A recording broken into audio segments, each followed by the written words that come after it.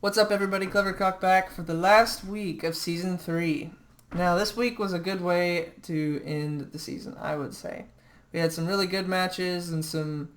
I think just in general you could tell everybody has put in a little more work for this last week and have shown that they're learning, even if it's just a little bit, but they're learning, and I appreciate that. And I think there was a lot of just good stuff to watch in this. And today I've got coach of the Charmillionaires, aka Bigdan. What's up? What's going on? Well, I guess what we'll do is we'll go ahead and start. So we have 5 matches today. We had one forfeit. The first match we'll go ahead and start with is the match between the Felidae and the Gengars. Now I notice here that Felidae has brought like a pretty typical team for them. I'm not saying it's bad, but it's pretty much what I would have expected from them.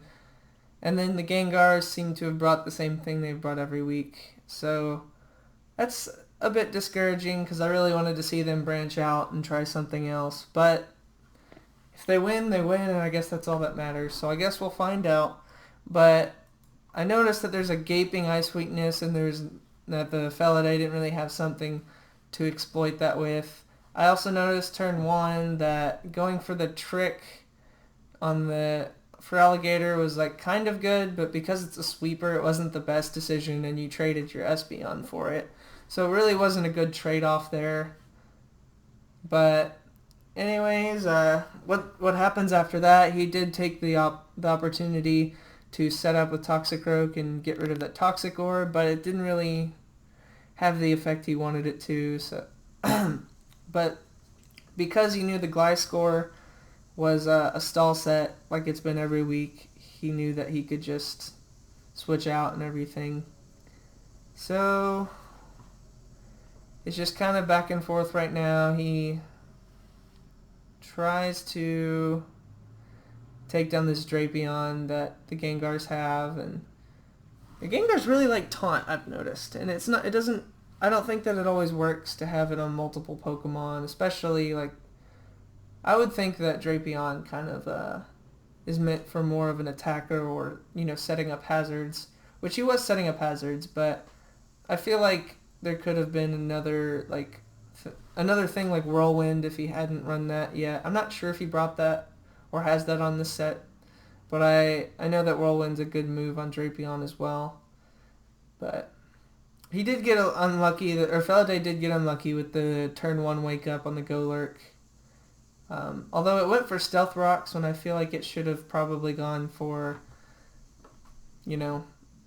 just the Dynamic Punch or something. And then I also thought it was kind of weird that Smeargle went for Rapid Spin on the Golurk. Especially since it was already awake. There was no reason for it to switch out. So that was kind of a waste when he could have probably baton passed or something. Either way, the match from here on out kind of is standard back and forth, and the Gengars pull a 4-0 victory, I believe. What do you have to add, Daniel? Um, I thought it was probably the biggest play was the stealth rock um, instead of just dynamic punch or anything that would do damage to kill the Smeargle. Um, Also, I don't know why he didn't just spore again when he Yeah, went for rapid spin. If he would have spored, could have gotten a free baton pass probably, and might have changed the game completely. Other than that,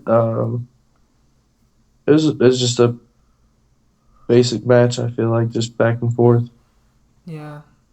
Yeah, I will add that that turn where the Golurk was asleep was a pretty pivotal moment because Smeargle could have baton passed or whatever. The Stealth Rocks, yeah, stunk, but the fact that he went for Rapid Spin kind of sealed the deal. He could have spored it at least and then just baton passed, and I feel like he could have swept with the Starmie if he passed Exactly. it into that because there's nothing that was going to outspeed it. Yeah. So, I Or don't even know. Pyroar is a great special attacker. It would have at least done a lot of damage. Yeah, that's true. I feel like the Felidae should have won this match given the team that it had. but that one turn really kind of ruined it for him. And they didn't. They Yeah, kind of fell apart after that. And not that's having any hazard removal or ways to like get rid of it. Like he's let his Espeon go down on pretty much turn one every game, and right. that's his only way of getting rid of hazards. So Yeah, and Espeon's a great Pokemon. It's hard to lose him first turn just for a trick yeah, onto for Alligator. yeah, it's not worth it the way he was running it. It's a good special attacker and it's fast. It's not worth just doing that. Maybe go for a psychic attack or switch out or something. Right. But Plus he's also a Magic Bouncer.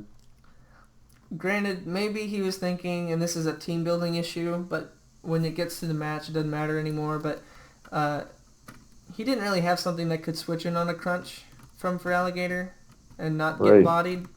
Um, so I'm sure at that point he's like, that's my best option. But not having an answer is like, I don't know off the top of my head. I'm gonna look real quick actually. I haven't looked at Feliday's team in a while, but I feel like he's probably got at least one answer that's probably better than what he had brought. Yeah, his best answer was really Toxicroak.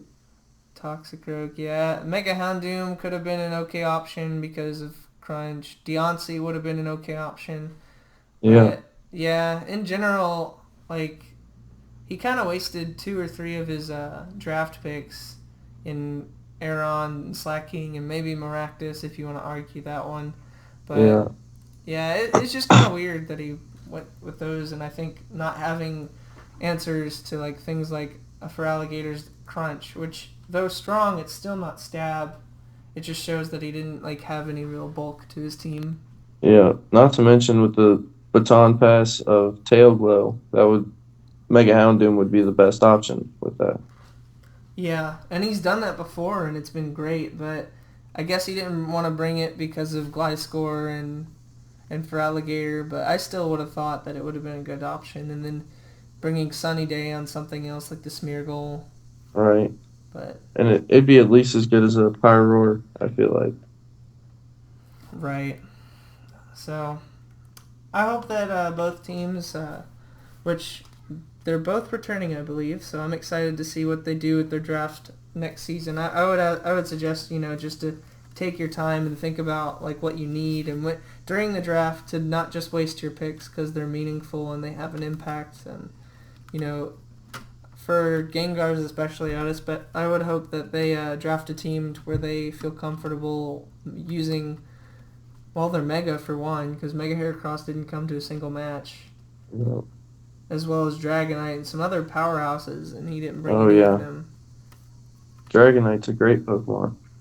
Yeah, it sweeps teams, and Hmm. his team is essentially only got one OU Pokemon, one UU Pokemon, the rest RU and below, and not saying that like the Smogon tiers determine the effectiveness of your team, but it does like point out flaws in it, and I hope that they spend more time team building next season. Yeah, absolutely. All right, well, we'll go ahead and go on to the next match, which was between the NPCs and Zubatman. And Daniel, you can go ahead and start. All right. Well, this was honestly pretty similar to last week's match um, with the NPCs. Uh, really, just didn't have an answer for sweepers. Uh, Also, I wasn't sure when he brought out Tyranitar what he was really trying to do with it. Um, he has a good team.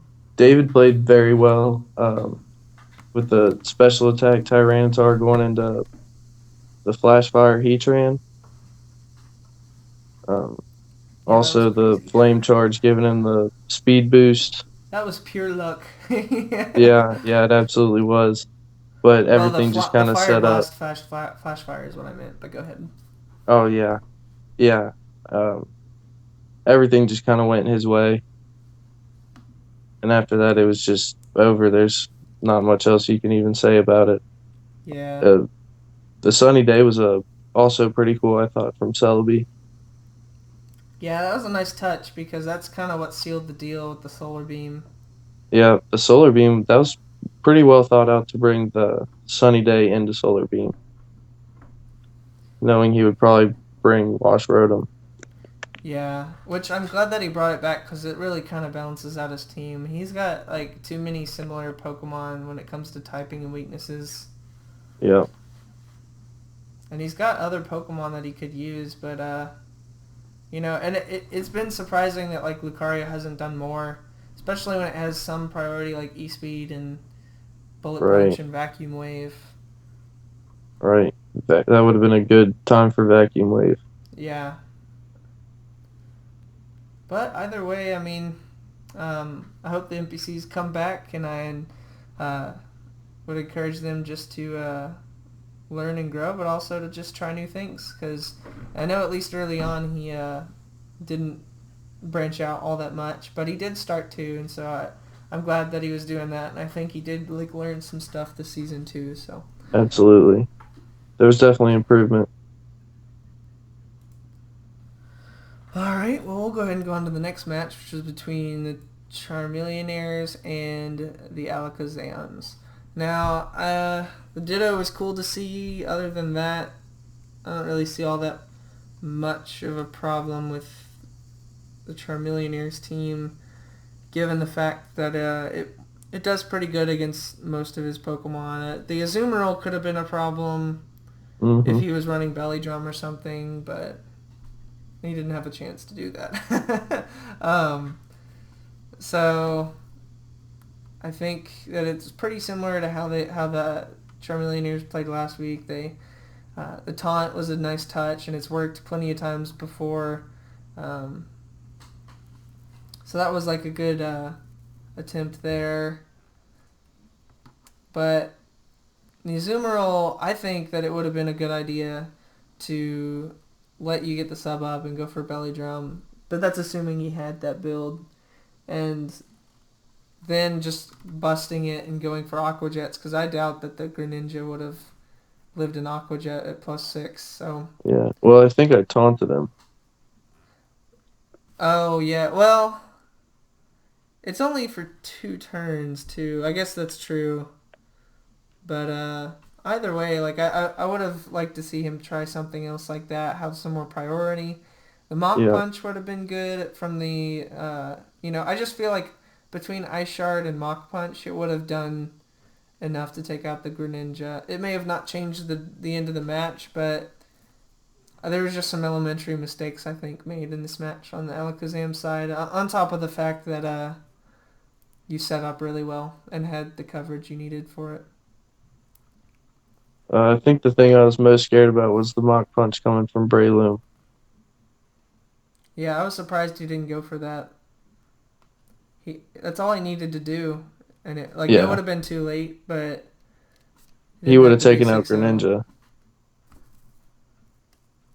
Yeah, I and the fact also that he he went for another set of spikes, I guess he just didn't care at that point. But Yeah, differential's an important thing.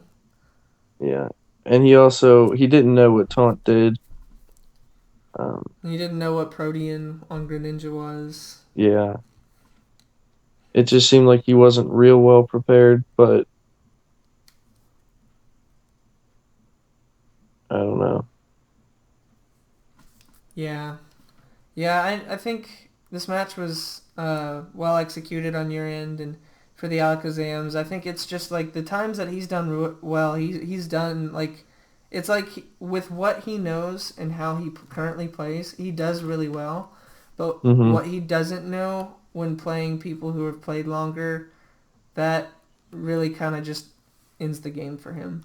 Yeah, And I think that he just needs to take advantage of like sources that can help him learn these things, and part of that's just practice and learning different abilities, but at the same time like not knowing what taunt does, like that's a big mistake to have, yeah.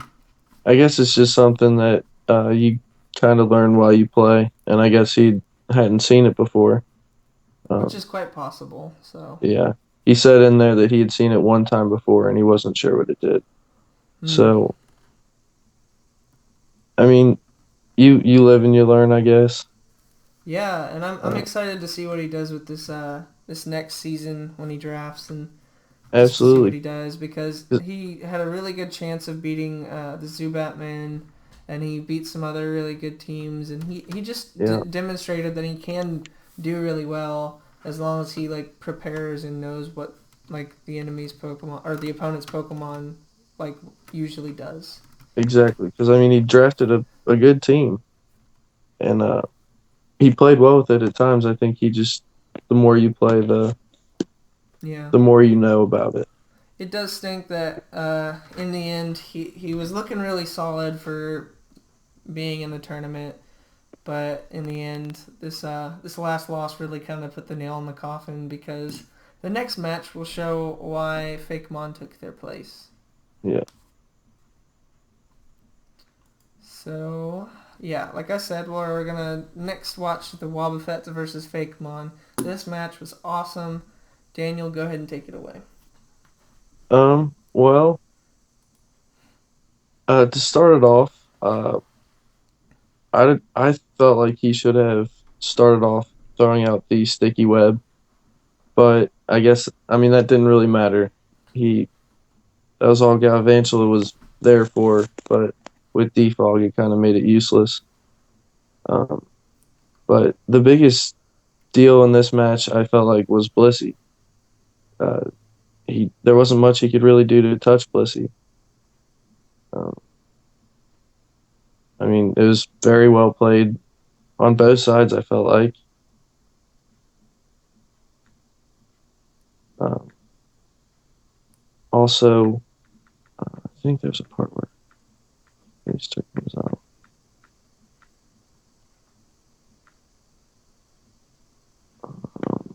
Sorry, give me 1 second. You're good. I do notice that the fact that like he tried to set up hazards so early and lost his hazard setters while Yeah, Latios was still alive was a that was mistake. the biggest thing because I mean, without that, Galvantula is an okay Pokemon, but there's just not a whole lot he can do. Mm-hmm. But I did think that was a cool touch, giving Vendetta the Choice Scarf, although it ended up not working well with Blissey. It was a good way to get rid of Cloyster, even after a Shell Smash. Yeah. That was one neat thing that I saw out of him. I mean, Yeah. other than that, I, Blissey just kind of walled out. yeah, I agree. I also noticed that the Chandelure put in the work as well. Oh, Um, yeah.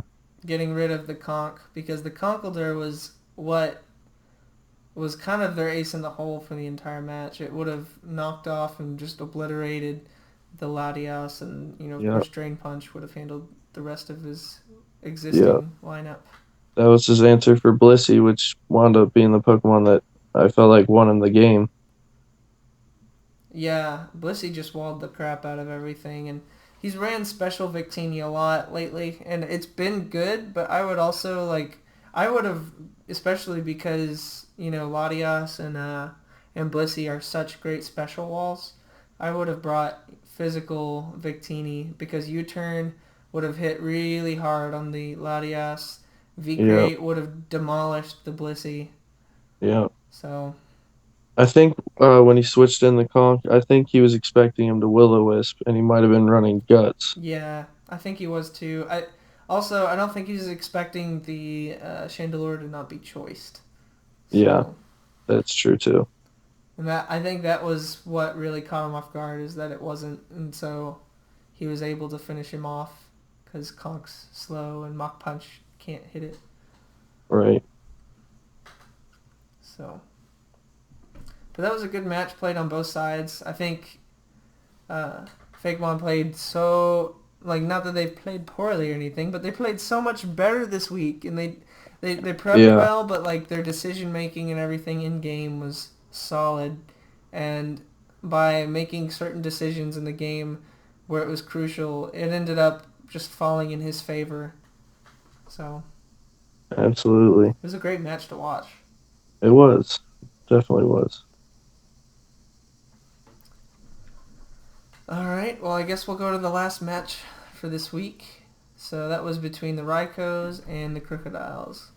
And so going into this match as the coach of the Krookodiles, I kind of expected, obviously, the premier four that he's had every week, which is Umbreon, Raikou, Slowbro, and Blaziken, and then probably just two other ones. Being the Mian Xiao was an idea. I wasn't really thinking the Dusclops would show, but that was a nice touch, given what he does in this match. But I really wanted to exploit the Sylveon here because he had no Pokemon in his 11 slots that resist Hyper Voice from Sylveon. So I knew that I could really kind of exploit that. So I brought Agility, Baton Pass, Zapdos, and Specs Sylveon.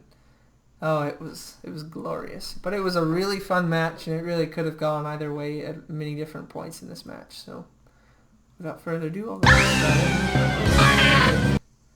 That wasn't supposed to happen. So I went for the taunt first turn. I guess I was expecting him to switch because he didn't really have anything for on the Mian Xiao, but he went for U-turn. I was like, okay, that's fine. But it kind of some of the parts of this match are kind of stally because I was playing super careful with my Sableye and trying to figure out, like, I was also like trying to figure out when to like switch into Zapdos and set up because I didn't want to be like rush into it. I didn't want him to didn't want him to feel like there was something right away that like he had to worry about happening there. So I kind of just used Sableye as my answer to everything like I was going to. The haze on the Dusclops was a really nice touch. If I had brought Calm Mind Sableye, that would have been devastating. But I brought Taunt, Confuse Ray, and Nightshade and Recover on my Sableye this week, knowing that not even a +6 like Shadow Ball or Dark Pulse does anything to Umbreon. I don't even think it does more than like 60%, and with Wish Protect, like, it just wouldn't have worked. So, you know, I'm glad that I went with that this week because I think that was more effective for me. But other than that, I just kind of waited for the right time to go into Zapdos. So I just kind of switched between Talonflame, which was able to surprisingly wall stuff from Blaziken pretty well and scare it out. And then I just kept, he kept going into Umbreon, and my answer was Sableye because he couldn't really do anything to me. And surprisingly, Raikou didn't do all that much to my Sableye, so I was thankful about that. I did finally get to go into my Zapdos, knowing that even a Thunderbolt wouldn't be enough to take him out. And I think I went for the... sorry. Too soon. I didn't want to do it just yet because I wasn't sure what the Mian Xiao had. But, yeah, I think right here he switches out from the Umbreon because I think he goes for the Wish here, and I knew he would. And he wasn't going to stay in. He was going to try and heal something else up. So I went for the Agility. And then I Baton Passed into Sylveon, knowing it would live anything from this Raikou. And I just start firing off Hyper Voice, and it just does all kinds of work against his team. So I'm able to land the not land the Hyper Voice, but I scared out the Raikou, and then I almost took out the Dusclops. But it used Haze, which did like stop the sweep. But I was able to I got rid of the Dusclops with it, and then I also pretty much got rid of the Slowbro and the Raikou. So at this point, I was like, okay, I'm in a pretty good spot. The Umbreon and the Mian Xiao kind of was like why I couldn't finish the match for so long. Was because that Regenerator and then Umbreon being able to just heal up the Mian Xiao and itself with Wish, and a slow Taunt only does so much. So it was just kind of a back and forth until I was able to position Sylveon back in and go for some more attacks. So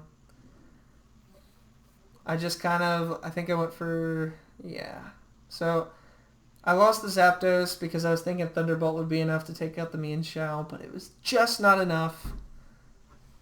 And I just kept going for the offensive here. and I was able to finally just kind of whittle him down. And the last 30 turns were kind of just a back and forth, slowly trying to make the right plays and get in Sylveon again. And so eventually I was able to do that, I think at like one of the last couple turns. And I didn't even know that this would happen, but Hyper Voice with specs from a Sylveon one shots a completely specially bulky Umbreon, which was really surprising to me. So that kind of secured the victory. I think just the way Sylveon worked was crucial to my win. Do you have anything to add? Sylveon is a monster. With that choice specs, it was and hyper voice. It was destroying Pokemon. Just Mm-hmm. I mean, baton passing agility into that was very well thought out. I mean, I know I wouldn't have expected you to bring something like that either. So I mean, it takes you by surprise and really just wrecked his team. That was, and then Mega Sableye, he couldn't get rid of him. So anytime he was trying to set up, you could just wall him out with Mega Sableye. And then, I mean, Sylveon with choice specs took out his special wall with one shot. But I mean, other than that, it was a well played match by both sides. Um, just happened to fall in your favor. Yeah, there were a couple points where Sableye could have gone down, and it didn't. Um, I brought, I think, maybe Banded Crocodile instead of Scarfed, but he didn't really get to come in except for getting rid of the leftovers on the Umbreon. I was Yeah, kind of hoping he would be able to do a little bit more work, but I was just afraid to bring him in because of the, well, half his team was just a really good matchup for him. I didn't think he would bring both me and Xiao and Blaziken in, and then he brought Dusclops, and that probably had Will-O-Wisp on it, so, all right. but, I yeah. love watching Crocodile with Moxie, though. Oh, I He love it. does work. Banded Crocodile with Moxie is terrifying. Oh, yeah. Oh, yeah.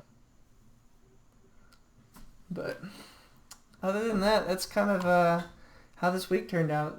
Like we were talking about, some really good matches, some matches that I think were hard for people to have to go through, and kind of just showed people where they're at and what they need to learn for this next season. And I'm really excited to see what it means for them.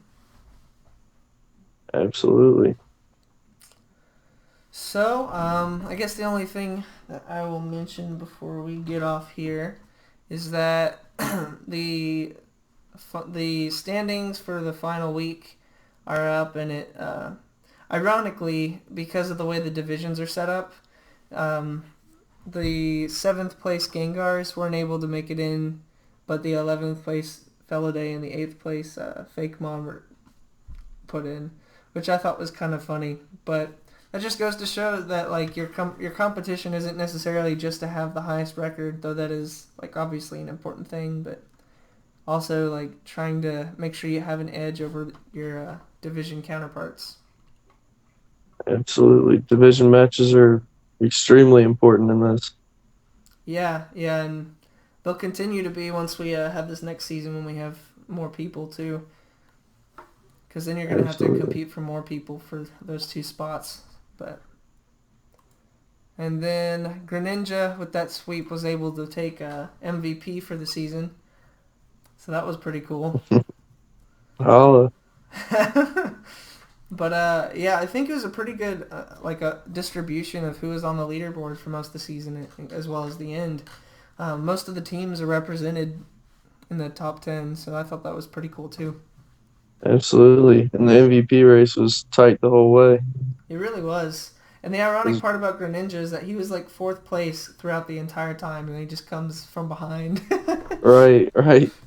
which is pretty But it was great. so close. I think he was only one kill behind the number one, Yeah. uh, Yep. and he was fourth. So, I mean, it was real close. Anybody could have had it. Yeah, for sure.